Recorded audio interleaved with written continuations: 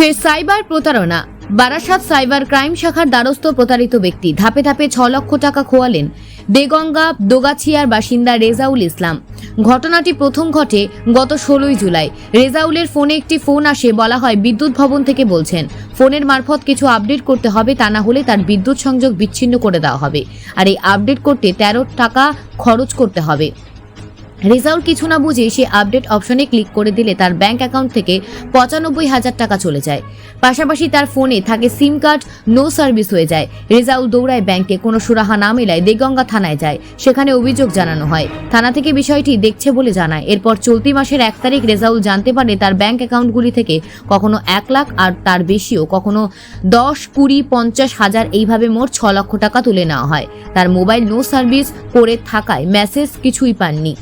ব্যাংকে গেলে তারা বলে তাদের কিছু করার নেই। ফের থানায় গেলে বলা হয় বারাসাত এসপি অফিসে সাইবার ক্রাইম শাখায় গিয়ে অভিযোগ জানাতে। সেই মতো আজ সাইবার ক্রাইম শাখায় এসে অভিযোগ জানায় সর্বস্ব হারিয়ে রেজাউল ইসলাম। কিভাবে এই জমানো অর্থ ফেরত পাবে তা জানা নেই। এখন তার কাছে একমাত্র ভরসা পুলিশ প্রশাসন। কোনো ওটিপি ছাড়াই কিভাবে তার অ্যাকাউন্ট খালি করলো তা বুঝে উঠতে পারছেন না। তার ধারণা তার সিম কার্ড হ্যাক করে সমস্ত ওটিপি সেই প্রতারকের মোবাইলে নিয়ে অ্যাকাউন্ট থেকে টাকা তুলছে। আমার বিদ্যুৎ ভবন থেকে একটা ফোন এসেছিল, এসে বলে ফোনটা আপডেট করতে হবে বলে একটা নম্বর ফোন করেছিল। আসার পরে তারপরে আমার ফোন করতে গিয়ে ওরা বললে 13 টাকা কাটবে আপডেট করতে। তারপরে ফোন থেকে আমার 95,000 টাকা ব্যালেন্স কেটে যায় অনলাইন থেকে। আইএমপি কিসের আপডেট বলেছিল? ওরা বলেছিল বিদ্যুৎ ভবন থেকে, বলছে আমি ফোন আপডেট অনলাইনে ফোন আপডেট করতে হবে। বিদ্যুৎ ভবন থেকে বলছি আমি, ইলেকট্রিক অফিস থেকে। হ্যাঁ, আপডেট না করলে তোমার লাইন ডিসকানেক্ট করে দেবে, ইলেকট্রিসিটি লাইন আপডেট করে দেবে। কেন ডিসকানেক্ট হবে? তা আমি বললাম কেন ডিসকানেক্ট? বলে তোমার এই অনলাইনে ফোনপে পেমেন্ট করো, তার জন্যই তুমি যদি না করো তোমার এই ফোন হ্যাং হয়ে যাবে। তারপরে ফোন আসার পরে 95,000 টাকা কাটার পরে তারপরে আমার ফোনে সিম নো সার্ভিস হয়ে যায়।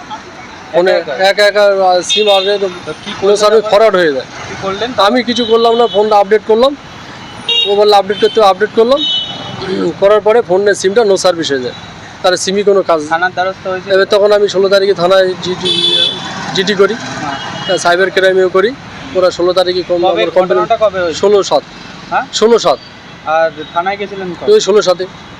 থানা থেকে কি বললো? থানা থেকে বললো যে ঠিক আছে আমরা চেষ্টা করছি, কিন্তু তারপরে আমার আবার এই 1 তারিখে তো ব্যালেন্স অ্যাকাউন্ট থেকে সব টাকা 1 তারিখ 2 তারিখ কত টাকা কেটে? সব টাকা কেটে নিয়েছে 6 লাখ টাকা মতো। একবারই 6 লাখ টাকা?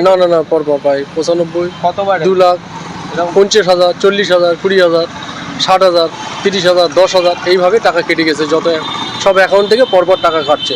আজকে কোথায় আছেন? আজকে আমি এসপি অফিসে এসেছি সাইবার ক্রাইমে অবজেকশন দেওয়ার জন্য। মানে কে বললো আপনাকে এখানে আসার কথা? আমার ওখান থেকে থানা থেকে পাঠিয়েছে এখানে আইসির কাছে আমরা জমা দেবো। যেহেতু অফিস চাইছেন এখন আমরা চাইছি এটা জমা দেবো যাতে টাকাটা আমরা পাই। হ্যাঁ, ছোটো যার অ্যাকাউন্টে টাকা পাঠিয়েছেন কিসের মাধ্যমে টাকা পাঠিয়েছেন? আমি তো টাকা পাঠাই না, ও টাকা নিয়েছে আইএমপিএস এর মাধ্যমে টাকাটা কেটে গেছে। মানে সেটা কি কোনো অ্যাপের মাধ্যমে, ফোনপে, গুগল পে, কোনো অ্যাপের মাধ্যমে? সেটা তো বুঝবো কী করে, সেটা তো তাহলে আপনি টাকাটা পাঠালেন? আমি তো টাকা পাঠাই না, ও তো টাকাটা নিয়ে নিয়েছে। আমার সিমটা ব্লক করে দিয়েছে, নো সার্ভিস। আমার সিমে তো ফোনে কোনো মেসেজ আসে না, ফোনে কোনো মেসেজ, মানে কোনো কি ওটিপি কোনো ওটিপি দেয়নি। তাহলে কিভাবে ফোনে আমার নো সার্ভিস? ফোনে কোনো ব্যাংকের সাথে যোগাযোগ করেছিলেন? ব্যাংকের সাথে যোগাযোগ করলাম। কি বললো ব্যাংক বললো আমার কিছু করার নেই। ব্যাংক বললো আমি চেষ্টা করছি, কিন্তু ব্যাংক কিছু বলছে। আমি কি করব? আপনার নাম? আমার নাম রেজাউল ইসলাম। কোথাকার থাকে? আমি দুগাছিয়া, গ্রাম দুগাছিয়া, পোস্ট বেলিয়াঘাটা ব্রিজ।